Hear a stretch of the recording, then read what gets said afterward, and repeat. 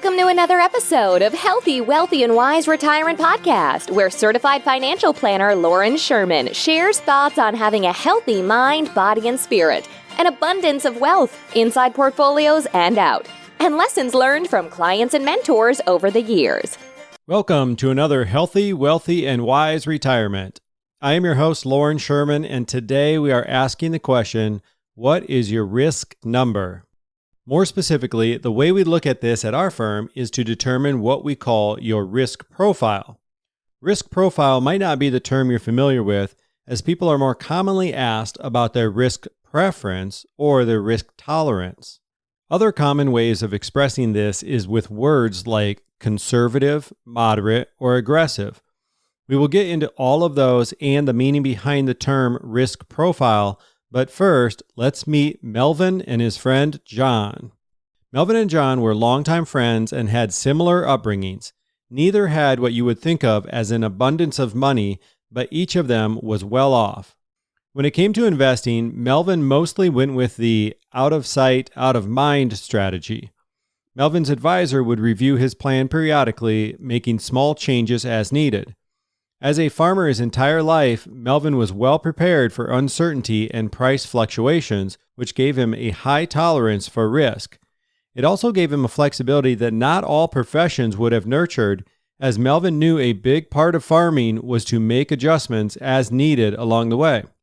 While Melvin and his advisor still kept a fairly substantial amount of his dollars in safer assets, the money he did invest was there to grow. Having the stomach to ride the ups and downs of the market rewarded Melvin with great returns over the course of his retirement. Although, if you asked Melvin, it was only part having the stomach for it and part simply a disinterest in watching the market or listening to the headlines. Instead, it was usually the Chicago Cubs or family and grandkids on his mind. Some people use the expression, "there's no sense in crying over spilled milk." Melvin's way of putting it was a little different, but it got the same point across, as he was fond of saying, "there's no sense in griping about the price of beans yesterday." And he applied this approach to investing as well. Similar to Melvin, John worked hard on the farm for his whole life as well, and John's wife put him in charge of the family's finances as she had no interest in the matter. John didn't want all of the pressure on himself, so he too hired a financial advisor just like Melvin had done. But when it came to investing, John was always quick to suggest a change if the news cycle didn't look promising. He wanted to get out at just the right time and jump back in once the dust had settled and it was no longer risky. Other investment opportunities always looked better than what John had himself, and any time the market went down, this is something his advisor should have seen coming and protected him from the loss, at least in John's eyes. It's not that John didn't have plenty of hobbies that he enjoyed in retirement, as well as a large family of kids and grandkids, but there was also plenty of time to watch the market news and read market analysis, and of course, this brought added stress and anxiety that came with it. The characteristics I just shared of Melvin and John are as accurate as I can remember, as unfortunately both have since passed away. I was never able to be the financial advisor for either of them, but as I was coming up with ideas for this episode, they came to mind simply for how differently they viewed things, likely how they viewed the world in general, but for the purpose of our topic today, we're focusing on how they viewed risk and investing. But back then, most people were asked to take a very basic questionnaire that would label an investor as conservative, aggressive, or somewhere in between, often referred to as moderate. In fact, many times advisors and financial companies still use this same language today. This leaves a very wide range up for interpretation. To some, the investment that could lose 10% in any given year is a risky or aggressive one. To others, they would consider investments that typically only move about 10% in one direction or another to be rather conservative, and their idea of aggressive investment would be something that can swing 20 or 30% in any given year. The industry has come a long way since this simplification of conservative, moderate, or aggressive, but as I mentioned, a lot of financial firms are slow to catch up with improvements, so this is still more or less the scale most investors are left with. What kind of improvements, you might ask? Well, technology has made this 100 times more accurate and easier to assess. To start with, a person's risk preference, sometimes referred to as their risk tolerance, this can be pinpointed to a specific number. For example, if a retiree has a $2 million portfolio, risk assessment technology will put them in a series of real-life situations that only take a matter of minutes to complete.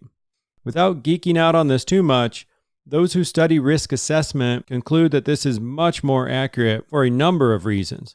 First, it's getting rid of ambiguous language like conservative or aggressive. And second, it's asking specific questions using actual dollar figures instead of just percentages. Rarely do our minds naturally think in terms of percentages. We tend to have a hard time equating a percentage to real situations. This isn't to say we aren't smart enough to know that 20% of $2 million is $400,000 or that 10% of $1 million is $100,000. But if we were asked the question from a risk perspective, studies show that we would view these very differently. Let me use those numbers I just mentioned. Many people would say they are comfortable with 20% swings, but for a $2 million portfolio, many of those same people would not be comfortable with a $400,000 gain or loss. Well, I think everyone would be just fine with the $400,000 gain, but naturally, what can happen in the positive can also occur in the other direction. Now, if we get into some of the mathematical terms like standard deviation and how statistically probable each outcome is, then perhaps you can be comfortable with 20% swings, knowing that they only occur on the edges, or 1 out of every 20 times, let's say. If I've lost you, stick with me and we will keep things relatively high level for the remainder of our talk, but to quickly finish this thought regarding standard deviation, imagine yourself looking at a roulette table. If you're not much of a gambler or haven't watched the old James Bond movies, roulette is the game with half of the numbers being red and half being black. The dealer spins the ball and it eventually falls on one of the 36 numbers listed, representing either red or black. That is, unless it happens to land on green, which are the added numbers of 0 and 00. Going back to our example of 20% swings in a $2 million portfolio, with a well-constructed and well-diversified portfolio, most of the time the swings would be between the positive 10% and negative 10%. Every once in a while, they would fall in that plus 10 to 15 or negative 10 to 15. And on rare occasions, it's going to have that plus or negative swing of 20% or even greater. That's like hitting green, your 0 and 00 numbers on the roulette table. While it might be rare, if you watch a roulette table for any length of time, you will see that green hits from time to time, just like we occasionally experience the extremes in the market. That's an oversimplification, and I'll try to think of some better examples that apply, but hopefully that helps clear things up just a bit on the concept. And if my roulette example didn't hit home for you, perhaps the easiest illustration of standard deviation is to picture a mountain, or at least a large hill. You gradually climb that hill. Then once you reach the apex, you gradually descend down the other side. Now, if you look at this hill from the side view, you'll see a slight incline on the edges with 80 or 90% of the hill being right around the middle. With a well-diversified portfolio, this is where our return should land most of the time, but every once in a while, we're going to have some returns that are out on the fringe, right at the beginning or end of the hill, and this is where we see larger than expected gains or larger than expected losses. I think I'll go ahead and include a visual of this in the show notes, as it's a relatively simple concept, but it's a little challenging to talk through, so that's where our show notes can help out. I'm also going to take a step back here to be sure I'm not jumping around too much for you, and I want to keep this relatively simple. I started off with a quick story of 2 retired farmers and how one felt relatively comfortable with risk, and therefore comfortable with the risk within his portfolio. He knew that adjustments would likely be part of the plan, but he didn't feel the need to chase market news as he had confidence in his planning. Our second retired farmer was not quite as comfortable with the risk in his portfolio, and therefore he was thrown off by any ounce of bad news or market commentary. He ended up chasing his tail a bit, as you're always going to stay one step behind when you're trying to make adjustments for the future by looking into the rear view mirror of what has already taken place. Part of the challenge both of these farmers faced about 10 or 15 years ago was that risk was still mostly defined by these generic descriptions of conservative, moderate, aggressive. So even though things worked out okay for our first farmer, Melvin, some of this could have been sheer luck and simply not paying close enough attention to his portfolio to ever make any rash emotional decisions. We then jumped into how our brains do a better job of calculating risk when it's put into an actual dollar figure instead of just a percentage. A 15% loss sounds manageable, but if instead it's framed as a $300,000 loss from a $2 million portfolio, perhaps that changes how we view the situation. That's not to advocate that the portfolio should be more conservative necessarily, but that we should frame things in the most similar manner to which we could experience them in real life. We then quickly talked about standard deviation and how returns are expected to look over a long enough time frame. Of course, the challenge here is that nobody really cares if things work out for 98% of people if they happen to be in the 2% where it did not work out. That's why it's important to build what I call an all-weather portfolio, and even more important to make necessary adjustments along the way. I thought it was worth highlighting all of that again, as I'm now going to move into the technology we use and how our firm goes about helping retirees manage risk. And I think it's worth pointing out, not only is this a much more accurate way of determining risk, but it's still quite the simple process. I think sometimes when we hear the word technology, we decide that this is when things get complicated. So if that's you, I encourage you to pull up our example in the show notes as I talk through this so you can follow along. First and foremost, we know that every retiree is going to be unique, and it doesn't make sense to lump everyone into just one of three boxes. Once again, the boxes traditionally being conservative, moderate, or aggressive. Instead, our approach uses technology to clearly determine three separate risk scores, all of which fall on a scale of 1 to 99. The first of these three numbers is your risk preference.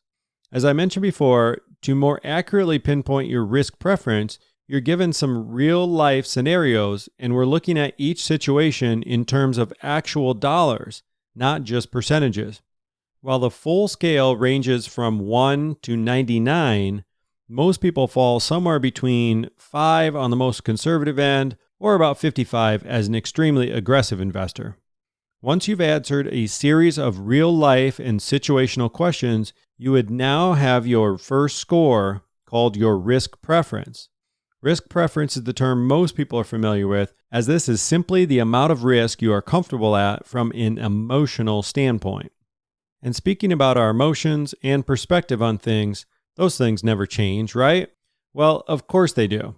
You're not the same person you were 30 years ago, and your tolerance for risk may be a lot different too. So it's important to continually review this score over the years.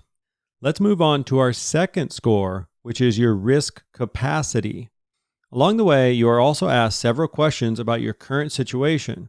Where do you live? What's your current income? How many assets do you have at the moment? If you anticipate any major changes, and so forth. It's not that it's important whether you have what you would consider to be a lot or a little, and it's not to be nosy about your situation, but this is to help determine from a non-emotional, purely analytical perspective how much risk is ideal for your situation. I say ideal in quotation marks as this is just from a mathematical viewpoint, and it's not to throw out what we already learned about your risk preference. And just as your risk preference can change, so can your risk capacity. Your portfolio could perform better than expected over the years, adjusting your capacity number, and of course, it could underperform expectations. You could also receive an inheritance, move to a more expensive city, or any number of changes that would adjust your risk capacity. One little side note that I find interesting, people often think that they have to get more and more conservative as they age. And there are merits to this, and it makes sense for some, but for many retirees who do not plan to spend every last dime to their name, they may be looking to pass funds to kids, grandkids, or perhaps charities. In this sense, some of the portfolio may be viewed from that person's needs and life expectancy rather than that of the retiree.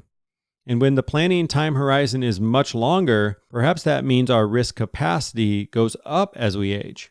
Those are just a couple of examples to get you thinking outside the box and highlight the point that neither of these numbers are static and they should be reviewed periodically. Not to throw too many terms at you, because you will see how simple this truly is with our example in the show notes. So visually, it's quite straightforward. But talking through this, what we have between the first number of your risk preference and the second number of your risk capacity, that creates your risk band. Let's say your risk preference comes in a little lower with a score of 10, and your risk capacity comes in a bit higher at 17. Think of it like you would stretching a rubber band.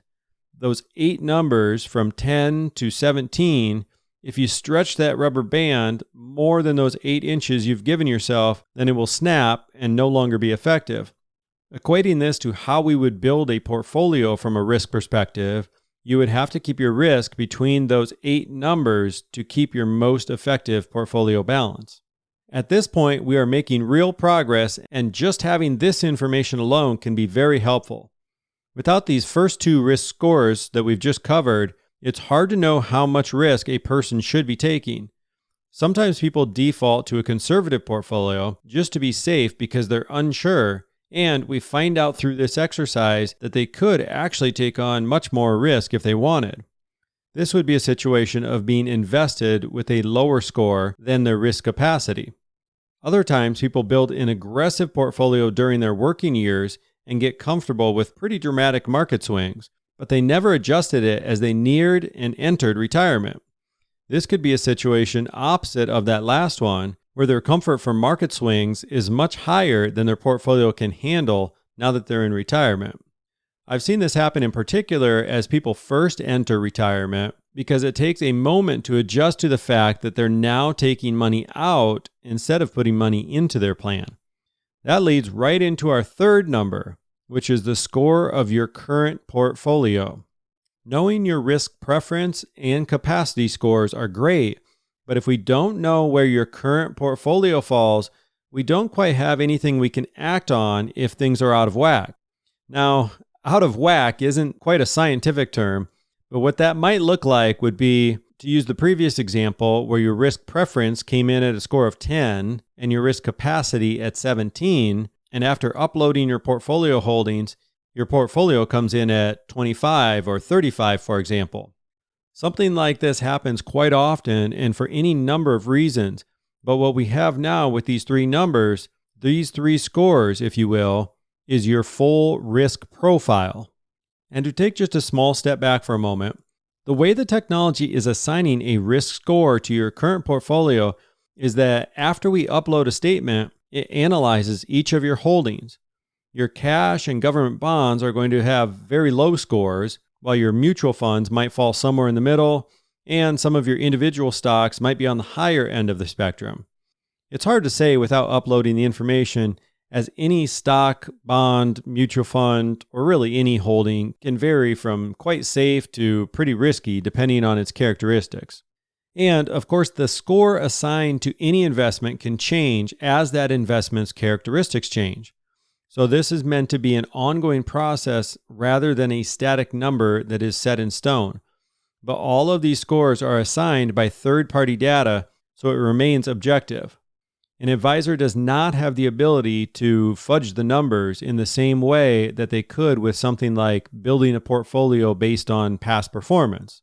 That's a discussion for another day, so I won't go down that rabbit hole, but you get the point, as the scores for each investment are independently assigned.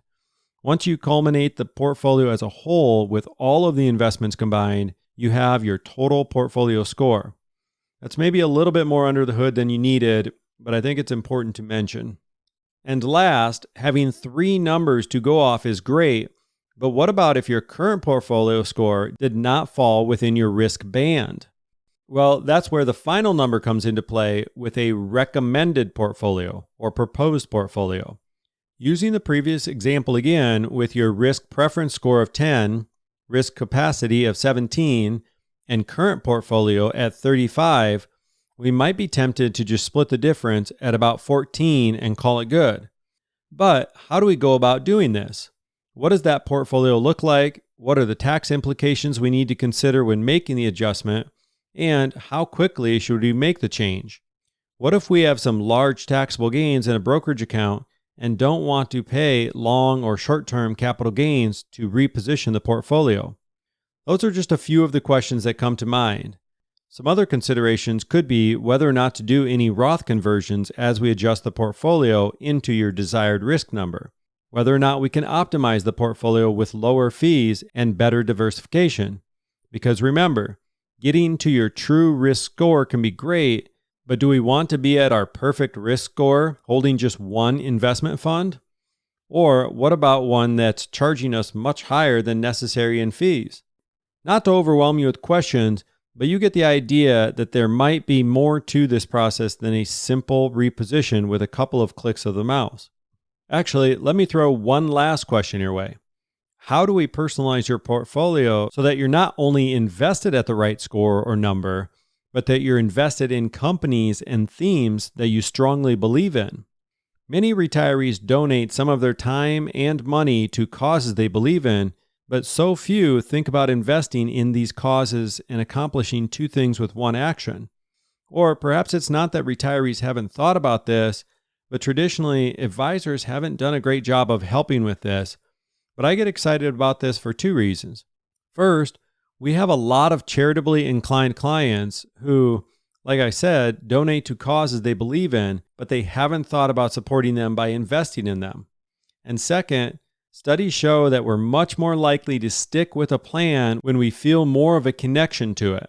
And what better way to make that connection than to invest in companies and themes that are important to you? I won't get ahead of myself, as that's a little teaser for our next episode. Part 1, which we covered today, helps you discover your 3 risk scores that make up your risk profile, while the second part of this technology helps you understand the type of portfolio that matches the characteristics and missions you believe in most. Once again, I've given you a lot of that behind the curtain look as to how this technology works, so to some of you, it may come off sounding too complicated. I've actually had a few retirees mention this, so what we did was we sat down side by side and pulled up a risk assessment together. After just a few minutes, we were done, and they realized that all they needed to do was answer each question presented on the screen. It really can be as simple as that, but then for us as the advisor behind the scenes, this gives us so much more insight into how to build a better portfolio for everyone's unique needs and beliefs. For today's listeners, we're giving everyone a chance to experience this for yourself, as I've included a link in the show notes for you to take your very own risk assessment. You'll receive the first 2 parts of your risk profile with your risk preference and capacity, and if you'd like to receive the third part, assessing the score of your current portfolio, you just upload your current holdings or upload a statement directly to our firm. For those who decide to take advantage of this, and there's no charge or fee to receive that, but if you go ahead and take advantage by completing this link, you'll also have a chance to complete the part 2 with the personality assessment that I was talking about a minute ago. So part 2 will be coming in about 2 weeks with my next episode if you want to add the personality piece with it. That's all I have for you today, but for those of you who'd like to check out the visual aids that I put in the show notes for each episode, stick around for one more moment as I'm going to talk through today's visual since it's just a one-pager without a full description. And if you're scratching your head as I say that and you're not sure what I'm talking about, you can always find these visual aids and resources within the app you're listening through right now. You might have to click the words "See More," and then towards the bottom, you should see a link titled Additional Resources Discussed on the Show. That takes you right to my podcast webpage, where you will notice most episodes have a PDF that you can click on. So that's where you will find any of the visual aids that I include. And quite frankly, sometimes seeing one picture helps everything click into place after I've talked through it. All right, back to today's visual aid. To keep things simple, I just included one page of the report, but really this is going to tell the whole story of what you're looking at when it comes to all of the risk numbers we have talked about. We're actually going to read this from the bottom up. So if you open the visual in the show notes, we're looking at the bar graph on the bottom that ranges from 1 to 99. We can see that this client has a risk preference score of 12. Remember, this is where they are most comfortable from an emotional standpoint when it comes to investing. Next, we have a risk capacity score of 24. This number came from typing in a handful of variables such as age, health, income, assets, zip code, and so on. In a world with no emotion at all, this would mathematically be where this client should be invested. So what we have here is a green highlighted area between the risk scores of 12 and 24 to create that risk band that we talked about earlier. Now, you might want to be right in the middle or closer to the end of that band one way or another based on a few variables, but that's a little beyond the scope of what I'm covering today. So for all intents and purposes, we're in great shape if we fall anywhere within that risk band, at least from a risk perspective. Because remember, we could fall within that risk band and still have a poorly diversified portfolio, high fees, tax issues, and so forth.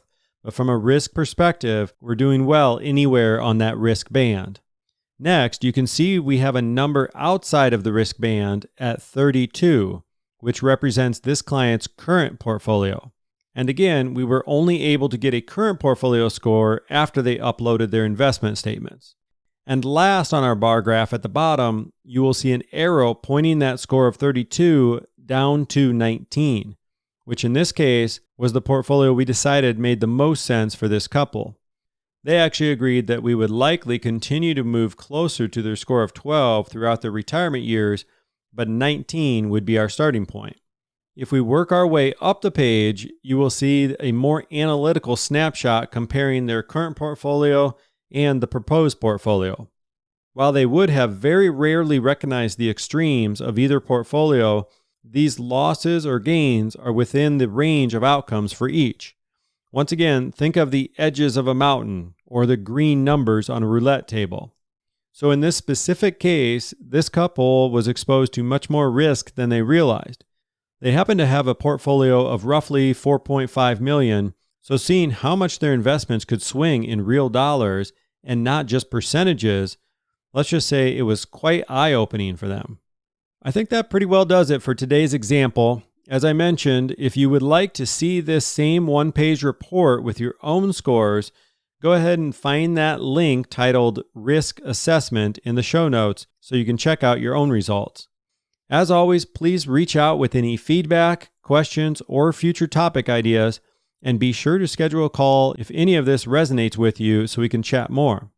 Check out healthywealthywiseretirement.com for all of my past episodes, and I will be back in 2 weeks. Thank you so much for listening and supporting this podcast. If you've enjoyed listening, we would love if you took a quick moment to leave an honest review. Of course, we're shooting for 5 stars, but if you have suggestions to improve the show, we would love to hear from you too. Just click on the podcast name, Healthy, Wealthy, and Wise Retirement Podcast, and scroll down to ratings and review. Thanks again for your support, as this helps us reach a wider audience and help even more retirees just like you. This podcast is for entertainment and informational purposes only and is not intended as a specific tax, legal, or investment advice. Lauren Sherman is a certified financial planner and co-owner of Integrity Wealth Management, an investment advisor serving retirees in search of their own healthy, wealthy, and wise retirement lifestyle.